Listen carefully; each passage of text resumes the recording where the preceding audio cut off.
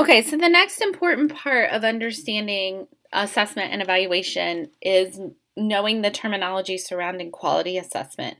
And quality assessment has three components: validity, reliability, and equitability. And you have maybe heard these terms before. So let's talk about each one of them. First of all, validity.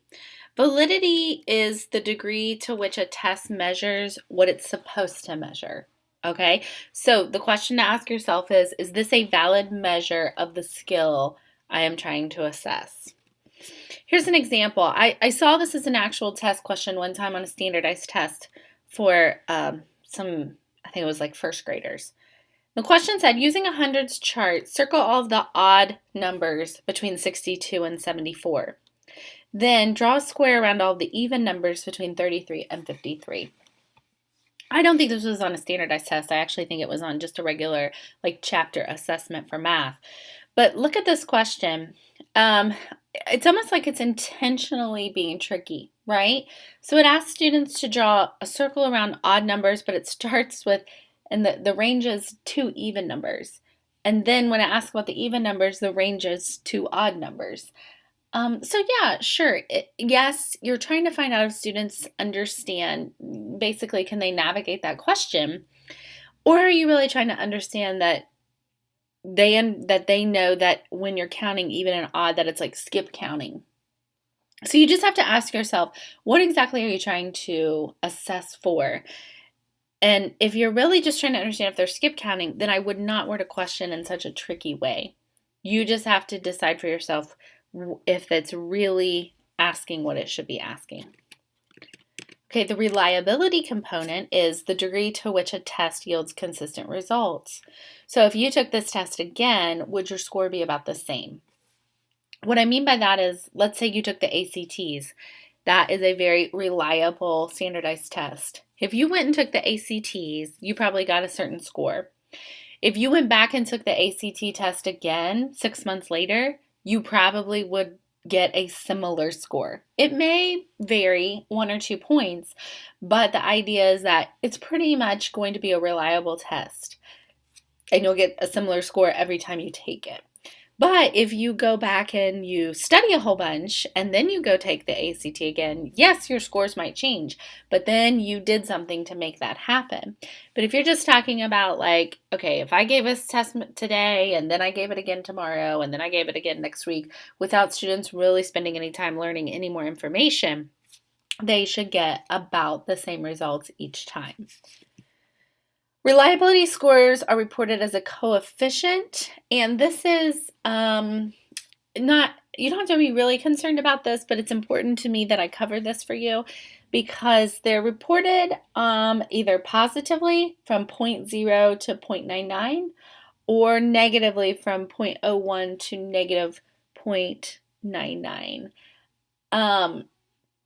This is important because when a school district asks you to give this assessment or this test or use this strategy for checking for whatever skill that they want you to check for, you can actually look up the reliability score of the test that you're using. You can look up the reliability score of the Bader. Now, the higher the positive correlation of that number, the more reliable the test. So the closer that you get to the whole number 1, that means it's really reliable. Now, it is not going to happen. You are not going to find reliable scores that are 1 or even probably like 0.95 or whatever. That's just crazy, crazy high number.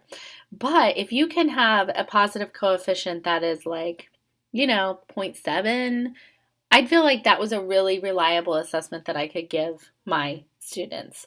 But if my school district wants me to give something that has a reliability score of like zero point 0.2, then I'm probably going to challenge them and show them this reliability score and say, we want something reliable, and if these students take this test over and over, they're going to get scores all over the place rather than consistent results. And that makes you not sure if you're actually assessing and getting the information that you really need to know. All right, the equitability part. This is the degree to which all students have a fair opportunity to demonstrate their knowledge and understanding. So is the assessment that you're using Have you thought about accommodations for like English language learners or students that maybe are on a speech IEP or whatever the case may be? It's not just academic IEPs. Also, you want to think about the wording of the questions and making sure that they're not offensive to certain people groups or that everyone just has a chance to like fairly share what they know. Okay? And so we hope that this happens pretty naturally, but it's something that you want to definitely be aware of and checking for. So just a couple of questions to think about. Where does a teacher begin when thinking about how to individually assess a student? Well, you should be thinking, and of course this class is a reading class, but you should be thinking about reading and writing, obviously, but don't forget about their speaking skills and listening skills as well, because both of those things are going to be a big influence in how they're making progress to their reading and writing skills. How can a teacher help increase the level of fairness in a teacher-made test? Because you're going to make your own assessments. You don't always just have to use what the book gives you, the curriculum guide says. Just always make sure that you include different types of questions on your assessments. So don't give an assessment that's just like 50 true and false questions. To me, that is so frustrating because it's not a fair test. If I'm not a good test taker at true and false questions, then I'll hate it. I'll do terrible on that test. So make sure that you have different types of questions provided. Short answer, multiple choice, maybe a word bank, essay questions, just anything that shows that different students who have different strengths have a chance to show what they know. And then also don't forget about having different types of assessments included in your class.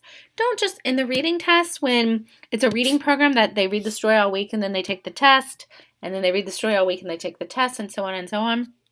I don't think that's a fair way to come up with your reading grade because you have students that maybe don't do well on those weekly tests, but then they could actually show you what they know better if you gave them a project or a different kind of assignment to complete. And in the same way, it's the reverse. If a student always does well on those book-given tests, then they've probably kind of figured out the system. Instead, maybe challenge their thinking a little bit more by asking them to apply or analyze something related to the content. Okay, so doing both of those things will just help increase the fairness for all students, that they have a chance to show you what they know and that you're better able to understand how to adjust your teaching strategies.